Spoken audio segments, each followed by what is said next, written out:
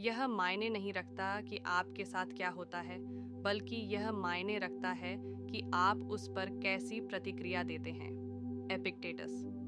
यह उद्धरण हमें याद दिलाता है कि हमारे पास यह चुनने की शक्ति है कि हम किसी भी स्थिति, यहाँ तक कि बीमारी या चोट पर कैसे प्रतिक्रिया करें। हम सकारात्मक और लचीला होना चुन सकते हैं या हम नकारात्मक और पराजित होना चुन सकते हैं। चुनाव हमारा है। परिस्थितियाँ बड़ी अजीब चीज़ हैं। वे कुछ ऐसी चीज़ें हैं जो हम सभी के पास हैं, लेकिन हम हमेशा उन्हें समझ नहीं पाते हैं। कभी कभी परिस्थितियाँ हमारे पक्ष में होती हैं और चीज़ें हमारे लिए अच्छी होती हैं, लेकिन अन्य समय में परिस्थितियाँ हमारे पक्ष में नहीं होती हैं और हमें चुनौतियों और असफलताओं का अनुभव होता है।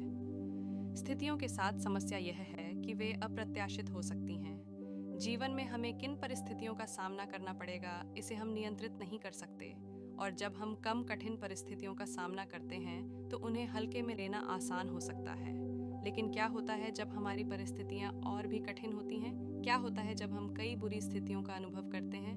खैर, सच्चाई यह है कि कठिन परिस्थितियाँ हमारे स्वास्थ्य और हमारे जीवन पर नकारात्मक प्रभाव डाल सकती हैं। जब हम कठिन परिस्थितियों का सामना करते हैं तो हमें तनाव, चिंता और अवसाद का अनुभव होने की अधिक संभावना हो सकती है। हमारे गलत निर्णय लेने और जोखिम भरे व्यवहार में शामिल होने की भी अधिक संभावना हो सकती है। इस छोटी सी कहानी को ध्यान से सुनो। एक बार की बात है, जॉन नाम का एक आदमी था जो बहुत अच्छी स्थिति में था। उसके पास अच्छी नौकरी, अच्छा घर और प्यारा परिवार था।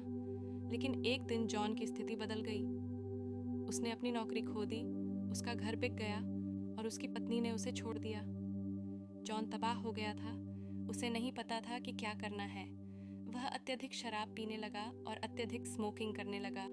अपने पैसे वापस पाने की कोशिश में उसने गैम्बलिंग करना भी शुरू कर दिया। लेकिन जॉन की स्थिति लगातार खराब होती गई। कैसीनो में उसने अपना सारा पैसा खो दिया और उसे स्वास्थ्य संबंधी समस्याएं होने लगीं। उसे हाल में ही हाई ब्लड प्रेशर और डायबिटीज का पता चला था। अंततः जॉन को एहसास हुआ कि उसकी कठिन परिस्थिति उसका जीवन बर्बाद कर रही है। उन्होंने अपनी लत के लिए मदद लेने और अपने स्वास्थ्य का ख्याल रखने का फैसला किया। उन्होंने अपने जीवन के सकारात्मक पहलुओं, जैसे अपने दोस्तों और परिवार, पर भी ध्यान देना शुरू कर दिया।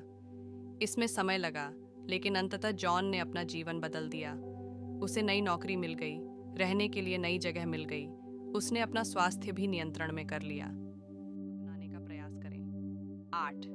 तनाव कम करें। दीर्घकालिक तनाव मस्तिष्क की कार्यप्रणाली पर नकारात्मक प्रभाव डाल सकता है और संज्ञानात्मक गिरावट के जोखिम को बढ़ा सकता है। तनाव को प्रबंधित करने के लिए गहरी सांस लेने के व्यायाम, योग या ध्यान जैसी तनाव कम करने वाली तकनीकों को लागू करें। 9. पर्याप्त नींद लें। प्रति रात 7-9 घंटे की नींद लेने का लक्ष्य रखें, क्योंकि इससे आपके मस्तिष्क को आराम मिलता है और उसकी मरम्मत होती है। नींद की कमी से संज्ञानात्मक गिरावट हो सकती है और नई जानकारी सीखने और याद रखने की आपकी क्षमता कम हो सकती है। 10. सक्रिय रहें। नियमित शारीरिक गतिविधि में शामिल होने से मस्तिष्क में रक्त के प्रवाह में सुधार हो सकता है, जो मस्तिष्क के इष्टतम कामकाज के लिए आवश्यक है। एरोबिक व्यायाम, शक्ति प्रशिक्षण और लचीलेपन वाले व्यायाम जैसी गतिविधियों को अपनी दिनचर्या में शामिल करें। इन आदतों को अपनी दिनचर्या में शामिल करके आप अपनी मस्तिष्क शक्ति को बढ़ाने और समग्र संज्ञानात्मक स्वास्थ्य को बढ़ावा देने में मदद कर सकते हैं। याद रखें, अपने मस्तिष्क की सर्वोत्तम कार्य करने की क्षमता को समर्थन देने के लिए स्वदेखभाल को प्राथमिकता देना और स्वस्थ जीवन शैली बनाए रखना आवश्यक है। आपका ये जानना बेहद महत्वपूर्ण है कि ये आदतें क्यों महत्वपूर्ण हैं। मस्तिष्क कार्य के लिए नींद आवश्यक है।